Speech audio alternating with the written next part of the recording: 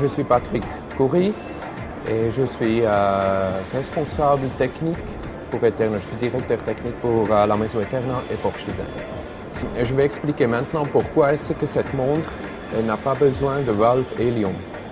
C'est un système de joint spécial qui était développé par Eterna et qui est aussi breveté par Eterna. Alors, pour expliquer, ici on a la carrure. Ça c'est à côté de la carrure et là on a le fond. Après, ça c'est la partie lunette qu'on peut faire tourner.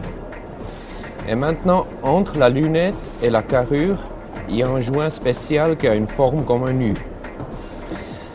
Maintenant, quand il y a la pression qui vient de l'extérieur, quand je descends, je fais mon descente dans l'eau, il y a la pression qui vient de l'extérieur et il y a le joint qui s'écarte toujours plus et plus. Dans cette direction-là et dans cette direction-là. Et ça veut dire que ça rend la montre toujours plus étanche, plus profond que je vais. Si je vais très profond et je plonge très longtemps, il y a le gaz, le hélium qui dépasse le joint et ça rentre dans la carrure. C'est normal. Ça se passe avec tous les différents joints. Mais après, quand je commence à remonter, il est possible que ça peut créer une surpression dans la carrure dedans. Et il y a beaucoup de montres à plonger, ils ont un valve hélium, justement pour faire échapper après cette surpression quand on est de nouveau à la surface. Avec cette montre-là, Porsche Design, ce n'est pas nécessaire grâce à ce système de joint. Parce que quand j'ai une surpression dans la carrure, à l'intérieur, il y a la surpression qui peut échapper via le joint ici, ou bien via le joint là. Ça veut dire que ce joint il fait une sorte de respiration, il se met ensemble, et après, il y a la pression qui peut partir ici sur des côtés.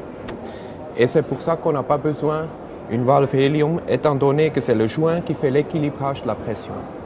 Alors l'idée de cette carrure, c'était qu'on a un système qui ne nous permet pas du tout de tourner le joint. Dans beaucoup de montres à plonger, on peut toujours tourner le joint, mais contre le sens des aiguilles. C'est une sorte de sécurité, mais pour nous, la meilleure solution, c'était qu'on ne puisse pas du tout tourner la lunette, ni dans un sens, ni dans l'autre sens. Maintenant, on a trouvé une construction qui nous permet de faire ça. Ça veut dire qu'on a ici deux poussoirs. On doit pousser les deux poussoirs en même temps et après on peut monter la boîte. Et en ce moment, il y a la lunette qui est libre. Ça nous permet maintenant de tourner la lunette contre le sens des aiguilles. On a aussi exprès choisi seulement une lunette unidirectionnelle parce que si jamais le plongeur il n'a pas mis la carrure bien dedans, il n'a pas bien fermé la carrure, comme ça, il n'y a pas de danger que tout d'un coup la lunette peut se tourner dans le sens des aiguilles. Alors on ajuste notre temps de plongée sur l'aiguille de minute et après on referme la boîte et on le pousse dedans jusqu'à ce que ça fait clic et après la lunette est bloquée complètement, on ne peut ni le tourner à droite ni à gauche.